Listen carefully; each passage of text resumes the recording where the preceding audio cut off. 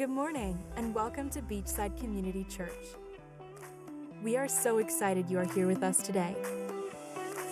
We want you to know our goal is to lead people into a growing relationship with Jesus. If this is your first time here with us today, or it's been a while since you have been here, our services will last about an hour. We'll sing some songs and hear a relevant message. If you have any questions about Beachside, how to take a step to get involved, or how to join a group, please stop by our environment called The Gallery. And if you're watching online this morning, simply reach out in the chat and someone will be there to help. We know life can be messy, and we want to help. We have environments tailored to every age to help make faith practical. For our littlest kids, Wombaland is a safe environment designed specifically for preschoolers. Each week, your child will have a blast, sing songs, and learn more about the love of Jesus. We think Wombaland will be one of your kids' favorite places. If your kids are in kindergarten through 5th grade, Upstreet is the place for them. Together with the same group of friends and small group leaders, your kids will experience loud music, awesome Bible stories, and spend each month talking about one big idea. Plus, you'll get all the tools you need to keep the conversations going at home. Middle school can be tough, but transit gives your child a place to belong and a small group that believes in them. If you have a middle schooler in your family, make sure they check it every Sunday at 10:45 a.m. They'll play super fun games, hear an awesome message, and have meaningful conversations with peers and trusted adults as they learn to develop a faith of their own. And for high schoolers, there's Inside Out on Sunday nights at 4 p.m. Students enjoy live music, practical teaching, and small groups with their peers and adult leaders who are there for them through all 4 years of high school. For high school students, we think Sunday nights are the best night of the week. And don't worry, adults, we have amazing opportunities for you as well. Whether you are a young adult, an empty nester, or a family of 7, there is a place for you. We hope that when you're ready, you'll take a next step to experience all that Beachside has to offer. The best way to do that is to join one of our volunteer teams. To learn more about all the opportunities to lead here at Beachside, you can stop by the gallery, and someone will be there to assist you. Or you can visit beachsidecc.org and fill out a Connect form. As always, you can stay connected with everything that's going on here by downloading our app or by following us on social media. Thanks again for joining us, and welcome to Beachside Community Church.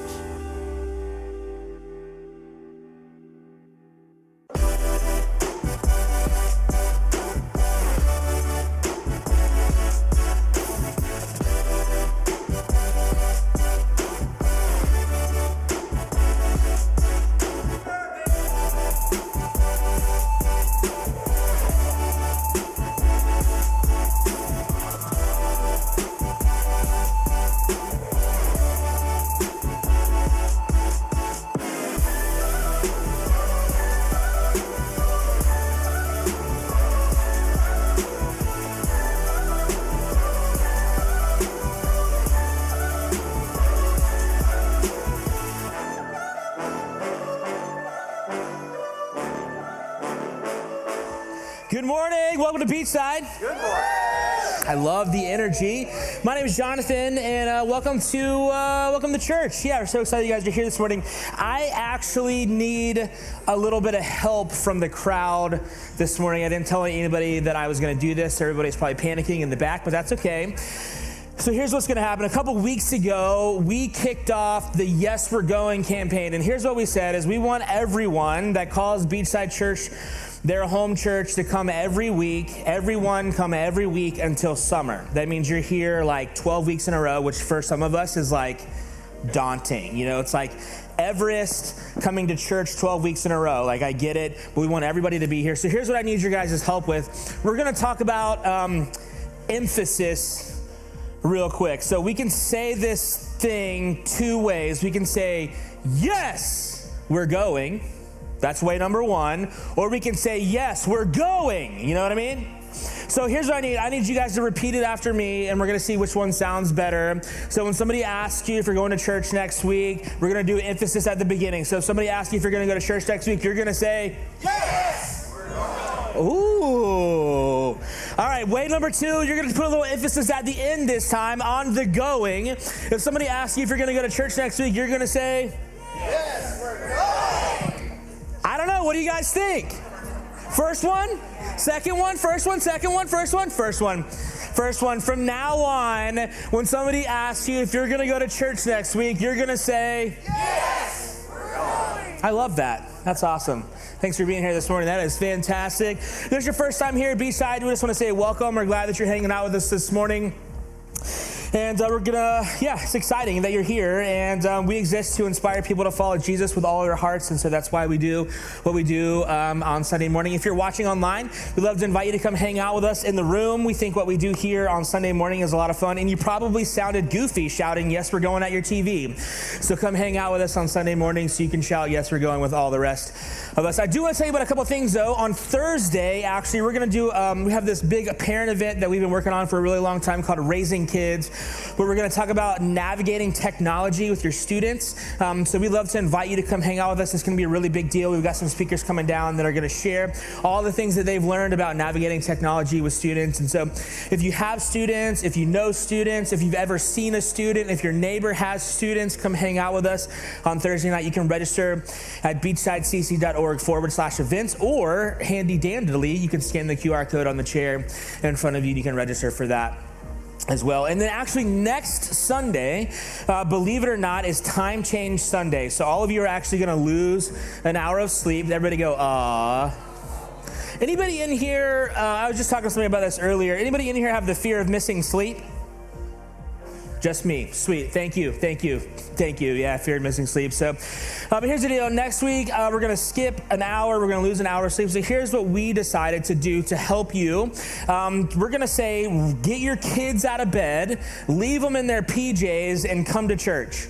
Like, they don't have to brush their teeth. They don't have to fix their hair. Like, PJs, and come to church. Actually, before next Sunday, what we'd also love for you to do is go get a pair of PJs that will fit your kids and bring those separately. Don't, bring the PJs that they're wearing and bring those, but, bring another pair that matches those.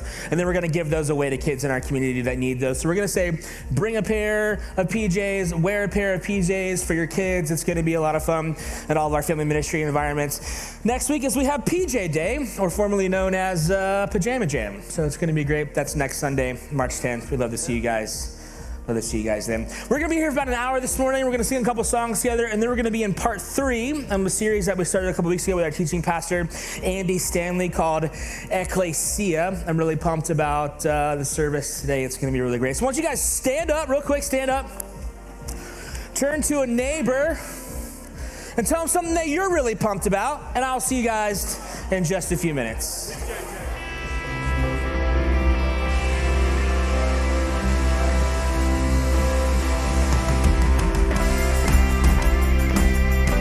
All right, well, good morning, everybody. Welcome to Beachside. We're going to sing a couple songs, so jump in with us. Here we go.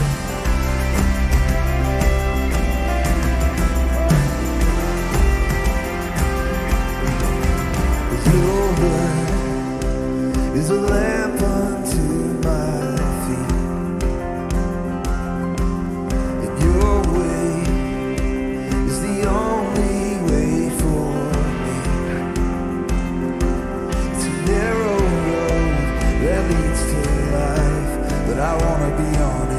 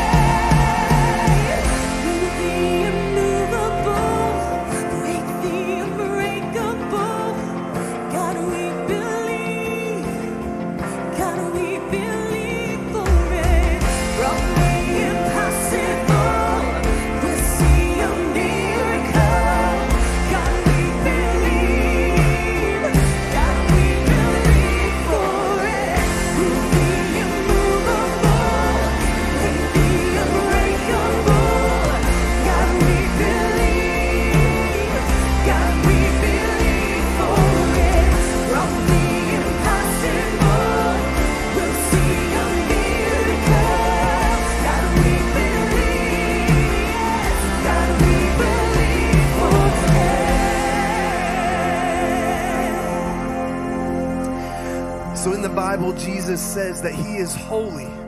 Now the word holy means someone worthy of complete devotion. Everything you have because he is good and righteous. So I invite you to sing this next song with all your heart because he is holy.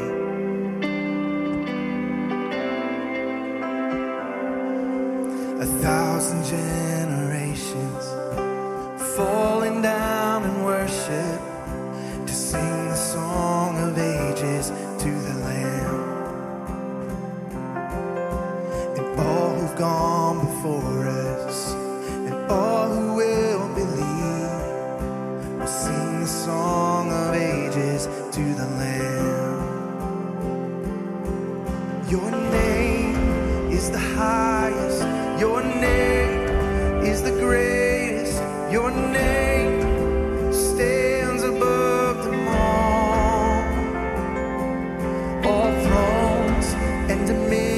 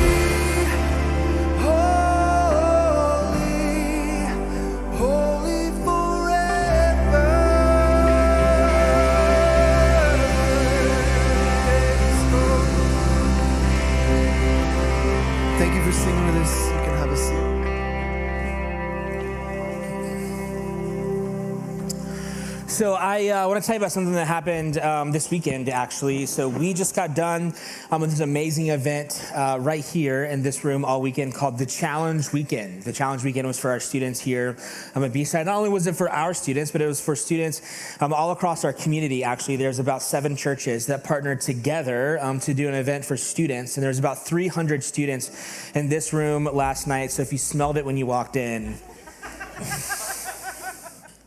I'm just kidding, kind of. But no, it was awesome. And it's awesome to get to see so many churches working together and partnering together to inspire students to follow Jesus with all of their hearts. And like I said, I got to be a small part of it this weekend and to watch some of these things happen. And it was just absolutely incredible to see students worship, to see small group leaders worship, to hear amazing and powerful teaching on what it means to have hope when it just doesn't feel like there isn't any hope in our world and in our lives. And it was just a really, really powerful weekend. Actually, Parker texted me this morning and said that last night there was 15 students from our church that decided to follow Jesus for the first time. So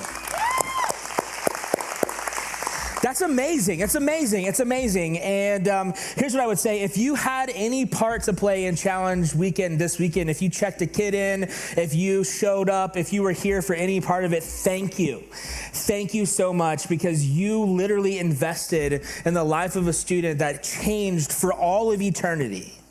And not only did that student's life change for all of eternity, but those things have a tendency to impact family and friends and classmates. Like, it's a ripple effect that causes change to happen all across that student's life. And so you were a part of that by showing up here this weekend. If you served, if you hosted, if you were a small group leader, thank you, thank you, thank you. And it's also true that if you've ever given anything to Beachside financially, you were a part of that as well, because you allow us to create amazing environments where we can lead students, where we can inspire students to follow Jesus with all their heart. And you were a part of that story. You are a part of that story that will go on for generations, because you chose in faith to step out and to be generous with your finances. And so thank you for partnering with us in that way. It allows us to continue to create amazing environments in our church. And we are so humbled and thankful that you guys have partnered with us in that way. It was an amazing weekend, and I can't wait to hear all the stories that'll be coming out over the next couple weeks, and we'll make sure to share that with all of you guys, because I know that you're interested in hearing about all those amazing stories as well. We'll leave the gross ones aside, and we'll only tell you the good ones. And so, but anyway, it was a fantastic weekend. Thanks for partnering with us in that. We're going to be in part 3 of a series today called Ekklesia, where we're just really talking about what it means to be church and to be the church in our community. And so we're just really excited you guys are here. I'm excited for part 3. Before we jump in with our teaching pastor, Andy, I'm going to pray for us this morning. God, we thank you for today. God, and we just thank you for the 15 students last night who decided to follow you. God, who decided to take a step in faith, God, and to make you the King and the Savior of their lives. And God, that's amazing. And God, we know that those decisions have a tendency to transform students and families and siblings and classmates and teammates. And God, we are just honored that we got to play a small part, God, in watching a student take a step towards following you for the first time. God, I'm thankful for everyone that participated this weekend, for all of those who gave financially to get to be a part of that story. I'm so blessed. We are so blessed, and I'm so thankful for what they've done here at our church. And God, I pray this morning that you would speak to us, God, that you would challenge us to take a next step. God, maybe even for some of us for the very first time. God, maybe somebody in this room today needs to make a decision to follow you for the first time in their life. God, I pray that you would push us, that you'd be close to us, and that you would challenge us. And God, we pray all these things, God, and we declare that we need you for all these things. And it's in the strong name of Jesus that we pray. Amen.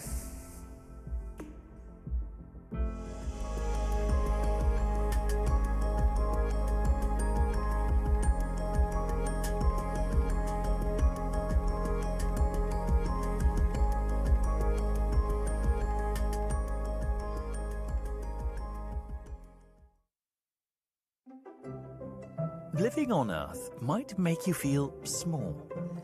You're just one of 8 billion on this blue cosmic ball. So many characters with their roles to play. Perhaps many, if not most, still finding their way. Some who are given to athletic pursuits. while others find joy on educational routes. Those who build and those who farm. Those who sell widgets using their charm. But aren't we more than what we do? Being one of 8 billion should give us a clue. On our own, it's difficult to make a big dent. Brokenness and need refuse to relent. Perhaps we were designed for a much grander endeavor. Not toiling alone, but pulling together. The planet is large, this much is true. But when God calls his people, there's so much we can do. Solve the world's problems. That does sound absurd. But maybe we can start with this strange little word.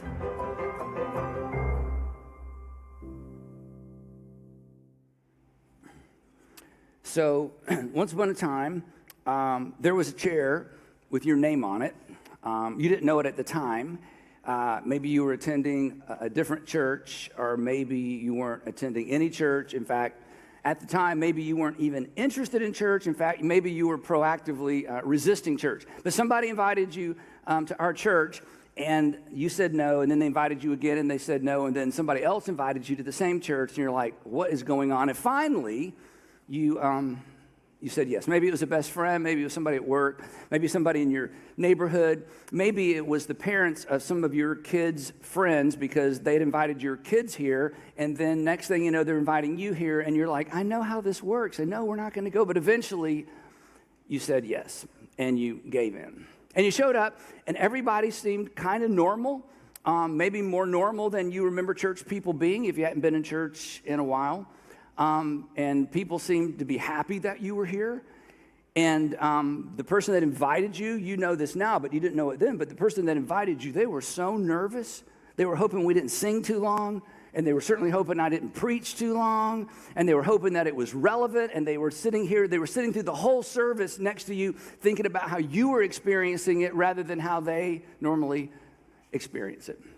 Or maybe it was different. Maybe you just came on your own. You just needed something. You were looking for something. You just heard about the church that you're currently in, and you just thought, I need to get back to church, or I need to get back to myself, or I need to rediscover that season of my life where I had the most peace in my life. And you thought back and you thought, well, church was a part of that, so maybe I'll give church a try. You showed up in the parking lot, and it was way too big, and then you got inside, and it was way too loud. And it seemed a little bit impersonal, but nobody yelled at you. Nobody made you feel guilty about anything. And it was actually helpful.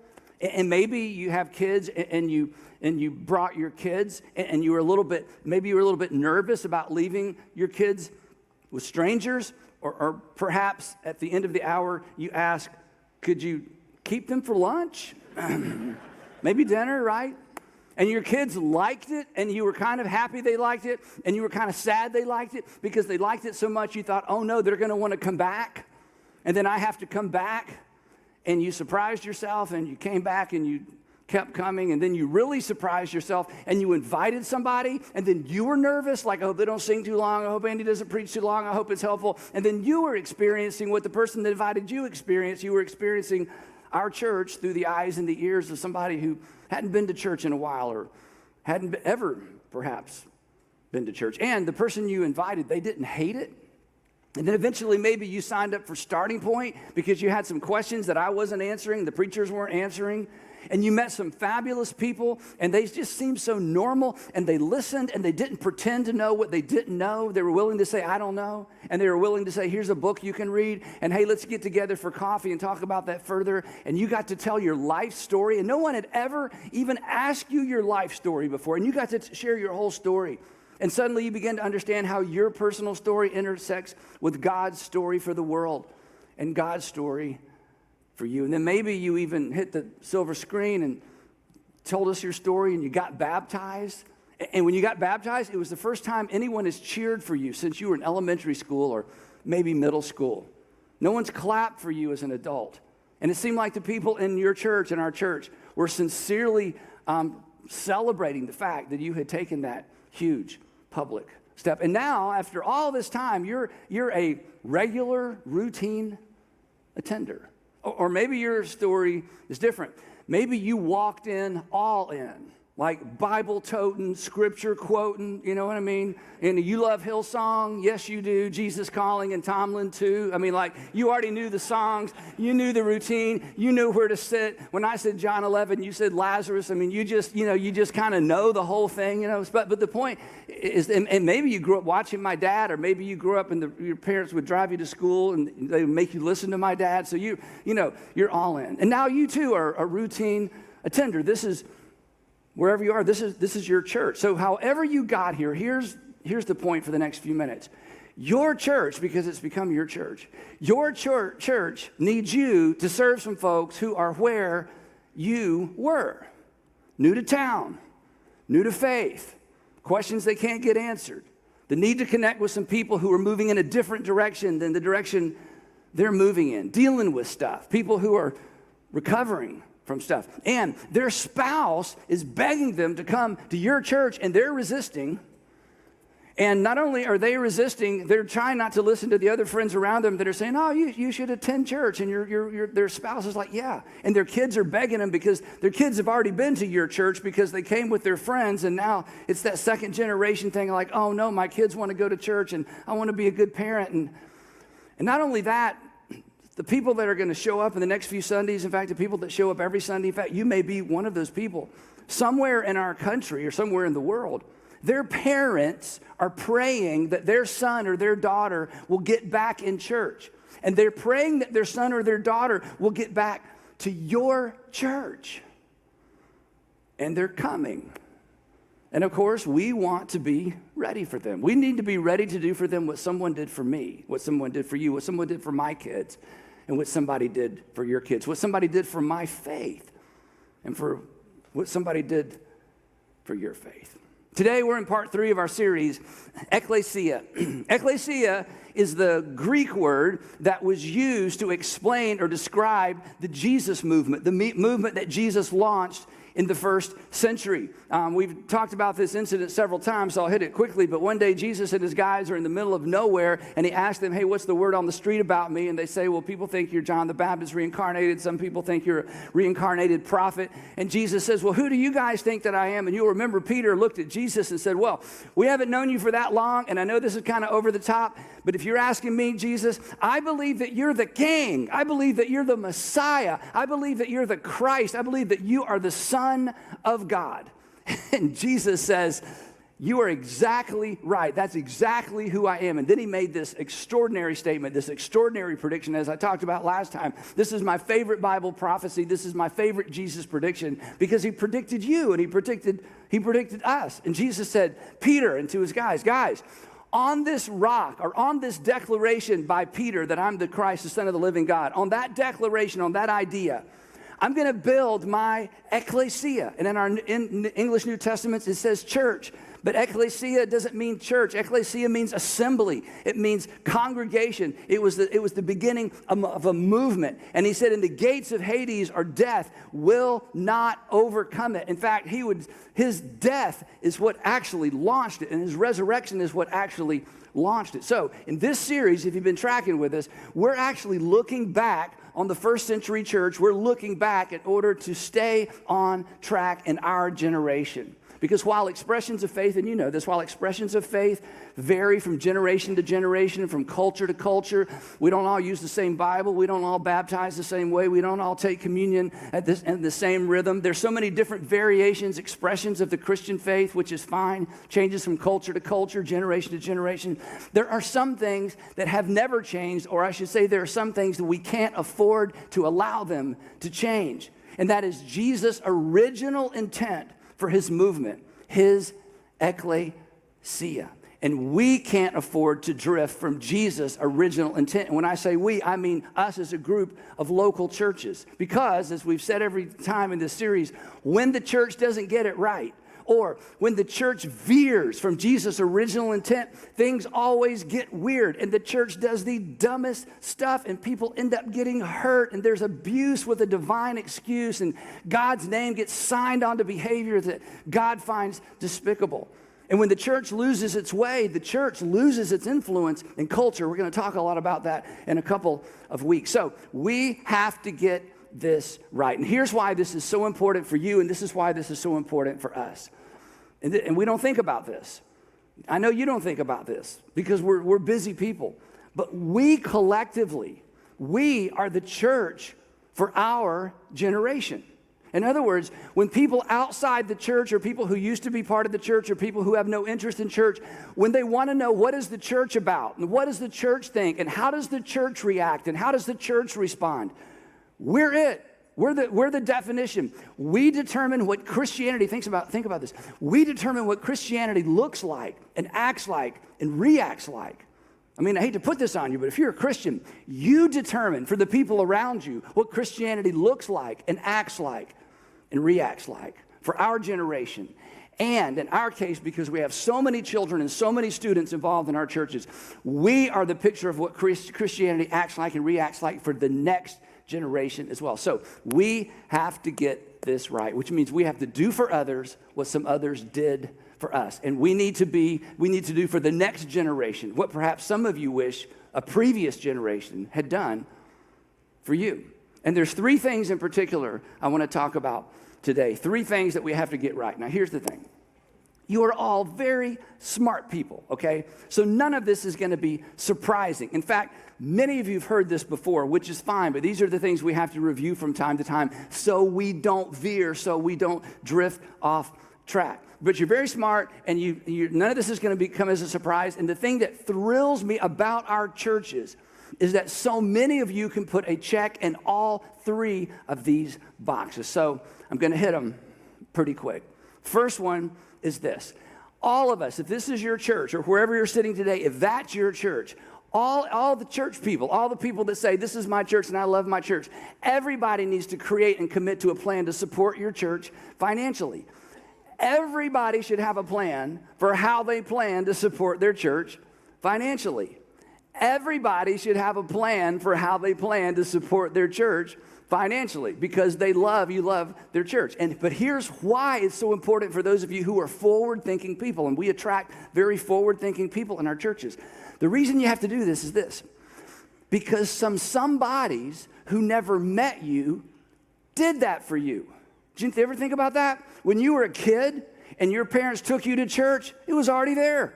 It was already built. It was already paid for. They already had curriculum. They already had pews. They already had everything, sound system. It was all there waiting for you.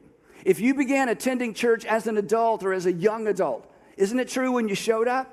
It was all there. It was all done. It was all paid for. Somebody before you who didn't even know you, who didn't know you existed, prepared the church for you, for your generation. And now it's your turn and it's my turn. So everybody who's a part of any local church, you need to have a plan for how you plan to support your church financially. And you need to pick a percentage of your income and commit that to your local church. In fact, hopefully, you're a generous person, and generous people, they've already chosen a percentage of their money they're going to give away anyway. Generous people don't wait to be asked. Generous people have a percentage they've decided to give away, and they go find the great organizations to give it to. They don't wait to be asked. The average American waits to be asked. Don't be average. That's not generosity. That's responding to an ask. So if you're part of a local church, you need a plan for how you support your local church financially. And you have already benefited from people who've come before you who did that for you. So now it's our turn because we are a picture of what Christianity looks like, acts like, reacts like, loves like, and gives like. And the easiest way to do it at all of our churches, as you know, is through our app. We've made it so simple. You just download the app, you go to recurring giving, you put a dollar amount in there, and boom, it's done. And I'll make you a promise. You won't miss the money. And here's why I know that. You don't miss money that you spend on people you love, and you don't miss money you give to organizations you love. You just don't. We don't. You don't miss the money that you spend on the people you love, and you don't miss the money that you give to the organizations that you love. So if you don't have a plan, you've got to come up with a plan. It's why we've been able to do all that we've done. Number two, I want you, everywhere you go, in the mall, in the neighborhood, at work, everywhere you go, I want you to listen out for one of the three little knots. The three little knots. Here are the three little knots. Not from here, not going well, not prepared for. not from here, not going well, not prepared for it. Anytime you hear a conversation and any of these three things show up, you need to immediately say to that person or those people, hey, I just heard, hey, thanks for sharing that with me. You need to come to my church. You need to come sit with me. Come sit with me. Come sit with me. That just needs to be your reaction, regardless of who's preaching, regardless of what the series is, because we talk about this stuff all the time. When somebody's not from here, hey, I heard you're not from here. Hey, you just moved to town. I don't know if you're a church person or not, but I go to a fabulous church. Come sit with me. Just come sit with me. Not going well. Somebody talks about things going on at home. It's kind of tense. Things in the marriage, things with one of my kids, things financially, things with the job. My wife just got a bad report from the doctor. My son just got a bad report. I mean, things just aren't going well. Hey, I'm so sorry. Hey, I know this is kind of odd. I want to invite you to come sit with me in church. We talk about these kinds of things all the time, and our church has so many resources. Would you just come sit with me? Do you know that most people reconnect with their faith when things are not going well?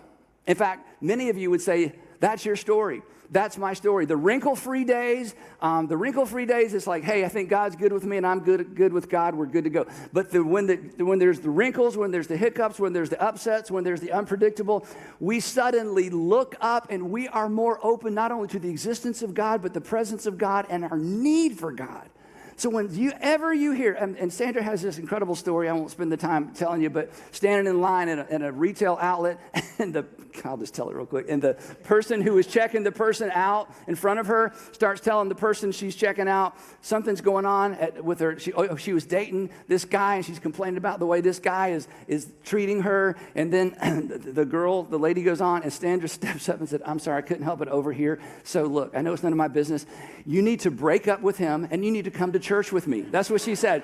You need to break up with him. Step number one, break up with him, and you need to come to my church with me. Just come sit with me. This just needs to be your reaction. And then not prepared for. Anytime you friends who just got married, they're not prepared for that, okay?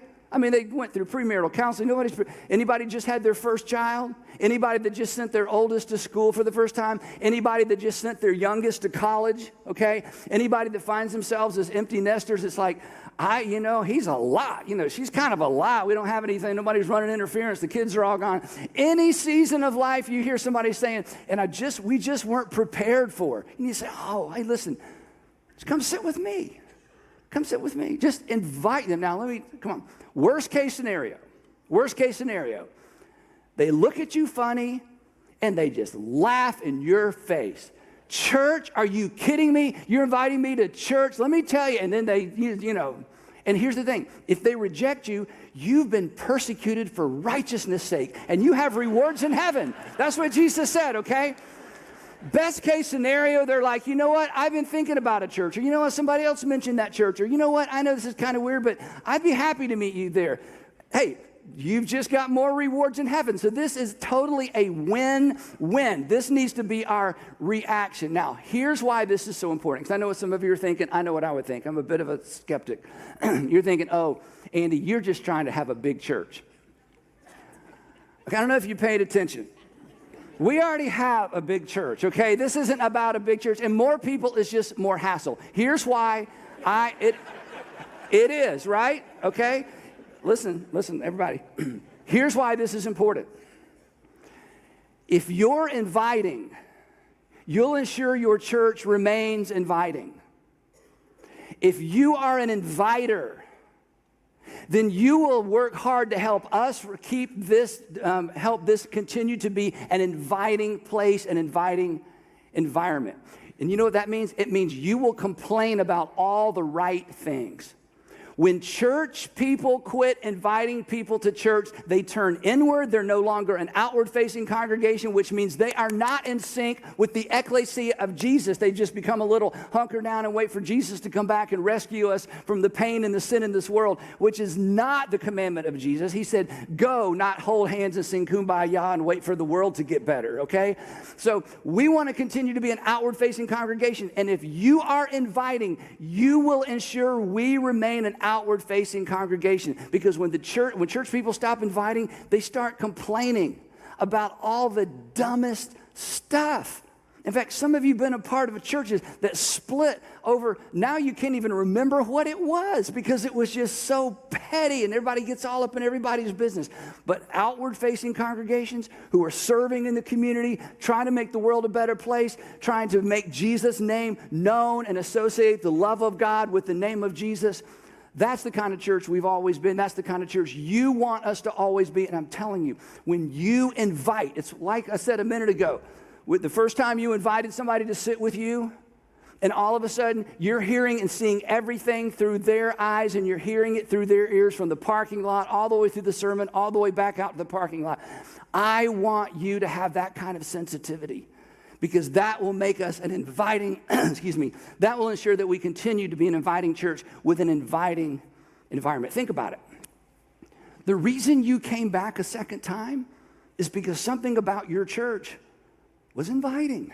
And I hate to admit this because it's kind of a ding on what I do, but did you know most people decide whether or not they're coming back to a church or going back to a church before they even hear the sermon? So the good news is it's not really my fault if they don't come back, it's yours. The bad news is I can't take credit for any of it because most people have, by the time they sit down and navigate the parking lot and see who's talking to who or look around if they can't find themselves, they've already decided, hey, this church or this place isn't for me. So in light of that, just to press a little bit harder on this, next Sunday when you show up, I want you to show up, and this is a little bit corny, so I'll just go ahead and say it. Sandra makes fun of me for rhyming stuff. I'm like, hey, it helps me remember. I want you to show up in host mode, not coast mode, okay? And here's what I mean by that. When you get here, this is your church, right? Think about it this way. When you have guests in your home, don't you break the normal routine? Okay, this is your church home, and you're going to have guests. Now, when I was growing up, and if you grew up like me, you can relate to this. If not, I'm glad you missed this part. But when I grew up, they always said that you were in God's house, and part of it was to make us behave, like don't run in God's house. And I'm a preacher's kid, so my thought was always, God's house has so many bathrooms and no bedrooms. That's what I thought. This is not God's house.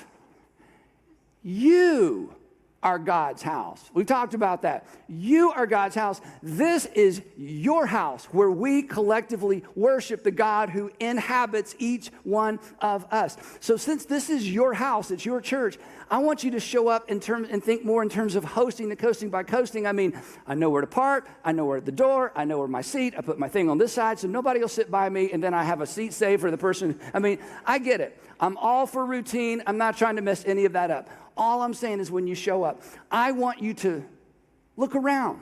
This is a very intimidating, most of our churches and campuses are very intimidating for first-timers. They walk around. So I want you to maybe put your phone down and look around and look for lost people. Not that kind of lost people. Look for people who are staring at the signs. Look for people who are walking slowly down the aisle like, are these seats, is it okay, can I sit anywhere I don't? And just introduce yourself. And then you can, it's a kind of a warm-up. You can say, come sit with me. Because, oh yeah, I'm sitting right down here in the fourth row. What's your name? Just show up in host mode. This is your home. And we want people to feel at home, okay? So it's easy. So you're going to have a plan for giving. You're going to think in terms of hosting, and you're going to invite people when you hear not prepared for, not ready for that, things aren't going well, new to town. You just say, hey, I know this is kind of odd, but I would love to invite you to come sit with me at my church. We talk about that kind of stuff all the time. Then, number 3, and during this season, this is always what is most urgent. I want all of you who are not currently volunteering on a Sunday morning to attend an information meeting if you're not currently volunteering for one of our weekend environments. And the reason I want you to do that, I want you to give us an opportunity. Again, it's an us. I want you to give us an opportunity. Give us an opportunity to introduce you to what I'm absolutely convinced is one of the best investments of time in your lifetime. And that is serving in an outward-facing, growing church. It's the opportunity of a lifetime because you're going to meet other fabulous people and you're investing in what God is doing through his local church. And here's what Jesus made clear in the New Testament. His Ekklesia, his assembly, it's plan A, it's plan B, and it's plan C. It's the whole thing. He said, I'm going to create my Ekklesia, my congregation, and nothing is going to stop it. And I'm going to inhabit and I'm going to empower the people who are part of what I'm up to on planet Earth. Paul would come along and say, we're actually the hands and the feet and the eyes and the ears of Jesus on planet Earth. Not individually, because none of us are that good, but collectively, we are the body of Christ. And we want everyone who can to be engaged, especially during the weekend, to serve the people who are coming to our church, to serve each other, and again, to exemplify what this extraordinary community of believers looks like and acts like. And literally, in some of our campuses, we need dozens. On some of our campuses, we need hundreds of you at all of our locations to be more involved in our Sunday morning environment. Specifically, we need about an hour and 15 minutes or an hour and a half on a Sunday. Either every Sunday, in some cases every other Sunday, and in some cases every third Sunday. So we want to invite you to an information meeting, if you're not already serving, to just find out about these opportunities. I think you owe it to yourself because you love your local church. And in just a minute, somebody at your campus is going to come up and explain how. But first this, and I'll just be honest, and I'd rather this not leave the building, okay? So the truth is, the easiest thing to do, in fact, the easiest thing for me to do and the easiest thing for you to do is nothing. Because I'm fine and you're fine. All God's children, we're fine, right? Besides, like I said before, more people is just more hassle. But here's why you need to give, and here's why you need to serve, and here's why you need to invite. Because if the group that came before you thought that way, if the group that came before you served that way, hey, I don't need to do it, somebody else will do it. If the group that came before you gave that way, you know what, I don't think the church needs my money, I only give to things that need. If the group that came before you gave that way and served that way and thought that way, there would be no, you ready for this? There would be no North Point Community Church or Brownsbridge Church. There would be no Buckhead Church. There would be no Decatur City Church. There would be no East Cobb Church. There would be no Gwinnett Church. No Hamilton Mill Church. There wouldn't be a Woodstock City Church. There wouldn't be this fabulous church in Athens Church, where hundreds and hundreds of college students are able to experience what we experience in Athens. There would be no Lake Oconee Church. There would be no Southside Church, Chat Hills. There would be no Southside Church in Fayetteville. There would be no Southside Church in Henry County. There would be no Southside Church in Noonan. There would be no Southside Church in Peachtree City. There wouldn't be a Wiregrass Church in Dothan, Alabama. Look what you've done. Look what you've accomplished. Look at the thousands and thousands of adults and thousands of middle schoolers and high schoolers and children you are impacting because a group of people said, I'm not giving to my church financially because they need money to turn on the lights. I'm giving to an outward-facing church that is part of a movement of God to do something in the local church that has the potential to impact the nation and the world. Aren't you glad the folks who got here before you did something on your behalf, even though they had never met you and even though they had never met your kids? Aren't you glad they didn't decide to let somebody else worry about you? And do you know what those amazing folks did who accomplished all this? Well, here's what the first thing that comes to my mind. They bought a boatload of chairs. Do you know how many chairs we have purchased over the years? It's so funny. Back in COVID, I got misquoted as saying that I didn't think the church was an essential service. And when some people were quoting this, and I'm like, I don't think the church is an essential service. Do you know how many chairs we've purchased? What do you mean I don't think the church is an essential service? Of course the church is an essential service. But less specifically, do you know what the group of people that came before you that helped accomplish all this did? This is what I'm asking you to consider. They simply did what needed to be done in the moment, which fueled a movement. But bringing it back to us and bringing it back to the specifics, next Sunday, a woman is going to show up with her husband in tow and her children in tow and he doesn't want to go. And she's finally talked him into coming to church. If that was your brother, if that was your nephew, if that was your son, maybe that's your son-in-law, what do you want him? What do you want that family to experience when they show up at your church? This happens all the time. Every Sunday in our churches, there's going to be a 20-something-year-old who's new to one of our cities, who's been away from home now and away from church and away from faith in a while, and he or she's going to stumble in and they're going to sit close to the back, and they don't know a soul. And if we're not careful, nobody will talk to them. They will just walk in, they'll sit through the service and walk out and wonder, is there anything there for me? It happens every single Sunday. What do you want them to experience? Whatever the stage of life, whatever the season of life, everybody from every stage of life and season of life, they drift into our churches. And we want to get it right. And I know that you want to get it right, and we need your help. If you've ever had the thought, I wish there had been a church like this when I was growing up, this is your opportunity to ensure there is a church like this while this generation is growing up. And look, I know this. I know you don't have time.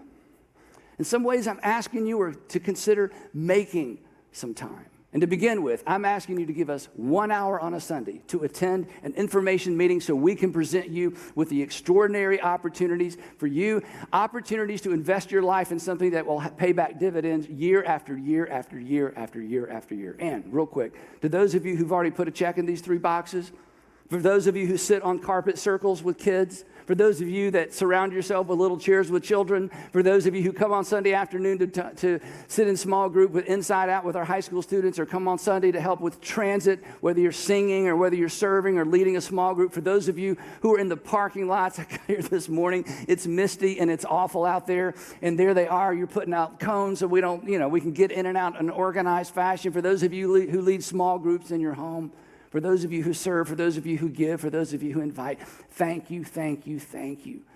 You're a part of something way bigger than you. And none of us will ever know, ultimately, the impact of these organizations. And anybody that knows me well knows I'm the first not to take credit. Once upon a time, I just wanted to be a pastor of one good church. Some people say, was this your vision? I'm like, no, I don't have that big a vision. I just wanted to be a good pastor in a really good church. And God has chosen to multiply us, and we want to continue getting it right. Years ago, a gentleman named Kelly Miller, some of you know Kelly, sat through a presentation just like this one. He was so busy. In fact, not only was he busy as an entrepreneur, he was busy because he had a situation at home that demanded even more of his time and attention. And I gave the challenge that I've given to you. And he decided to take a step. And here's what happened.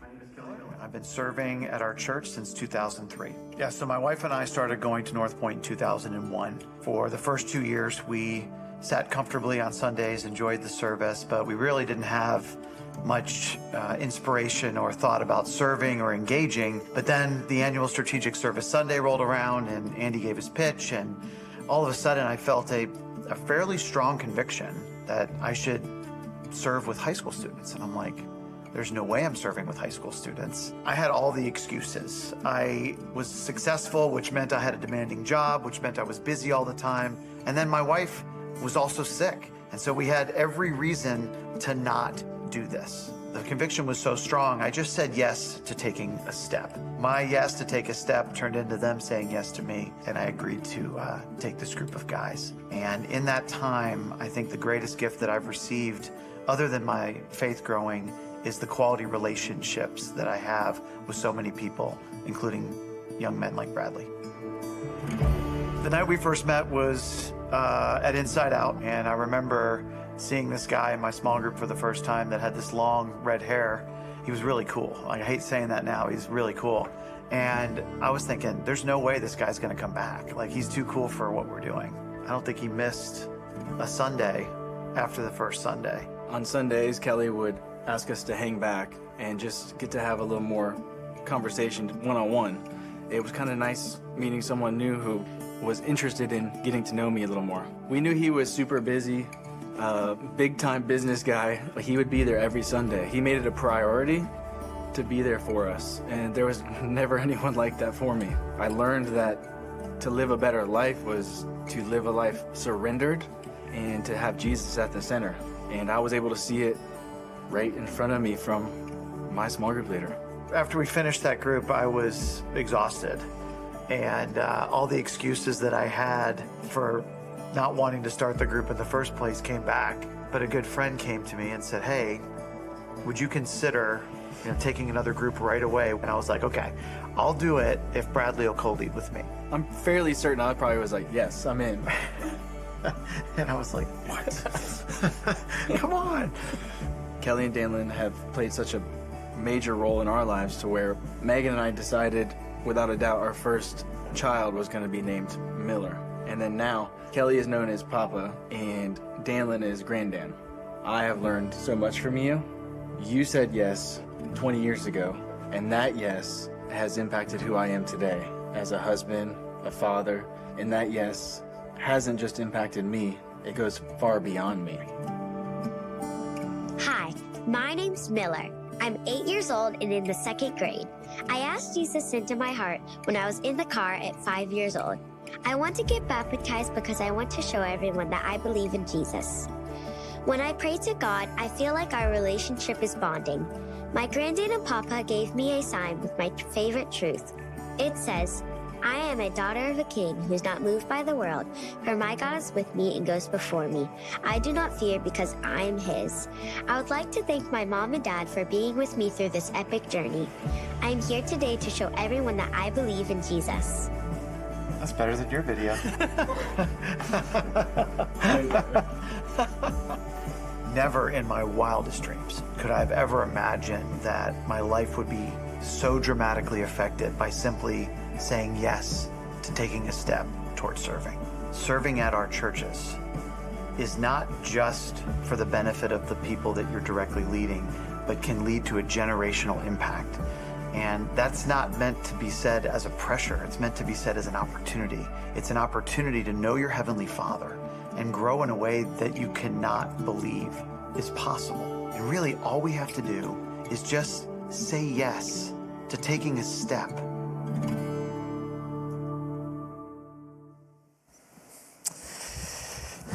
It's a little harder when you have your own kid, you know? I was listening to a podcast a couple weeks ago, and this is, you ever like listen to something and that thing just gets like stuck in your brain and doesn't go away? I was listening to this podcast. It's called it's by a guy that used to be a pastor in our network. His name's Carey Nieuwhof. He has a podcast called the Carey Nieuwhof Leadership Podcast. Really clever title. And but he always interviews really interesting people. It's really fascinating if you're like a leader and you enjoy leadership content or whatever. And one particular time he was talking to this guy and he said this comment, and I don't think he meant necessarily, this wasn't the point, but he said, I realized in my own leadership and my own, ministry journey, I realized there came a point where I realized that my fruit grows on somebody else's tree. In other words, what he was talking about was sometimes we think that if I put this work into this thing, that I will eventually get something out of it.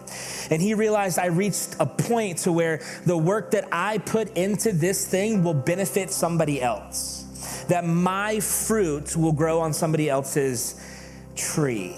And that thought has just been stuck in my brain because that's exactly what we hope happens here at Beachside Community Church. That you don't invest here financially, you're not inviting people, and you're not serving so that you can get something out of it. Inevitably, you will, because that's how it works. But we hope that you serve so that somebody else gets something out of it. So that we can ensure that we are a church that continues to reach people in our community, that continues to inspire the next generation to follow Jesus with all of their hearts. So that events that like what happened this weekend can continue to happen, where students take steps to grow in their faith, where people who show up here for the first time on Sunday feel welcomed and invited and loved and cared for. And you have the opportunity to do that. So if you're already serving here at Beachside, thank you. Thank you. If you've been coming to Beachside for a while and you haven't taken a next step to get connected, the people coming behind you need you. The students, the young families, the singles, the just marrieds, the new military folks that show up, those coming behind you need you. And this morning, our guest services team, they're gonna come down and they're gonna hand out some cards, and we're gonna give you an opportunity to say yes to serving here at Beachside this morning. And here's the deal. You're not saying yes to sign your life away. That's not what's happening. You're just saying yes to having a meeting with somebody this week. Somebody from our team is gonna text you, they're gonna reach out, they're connect with you. They're gonna ask you, they're gonna help you get connected to maybe join a team. And here's the deal, if you're like, Jonathan, what do I do? I'm only good at this or I'm not good at that.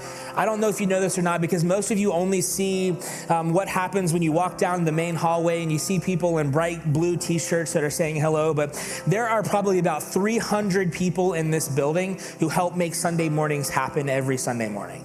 There are opportunities to serve with kids, babies, middle school students, to open doors, to run cameras, to push buttons, to cook food. I mean, there are all kinds of opportunities for you to connect here at Beachside. And so if you're thinking, Jonathan, I heard you talk about middle school students, I'm all in. That's for you. But if that's not for you, there's a whole bunch of other places for you to get connected here at Beachside. So we'd love to get some information from you.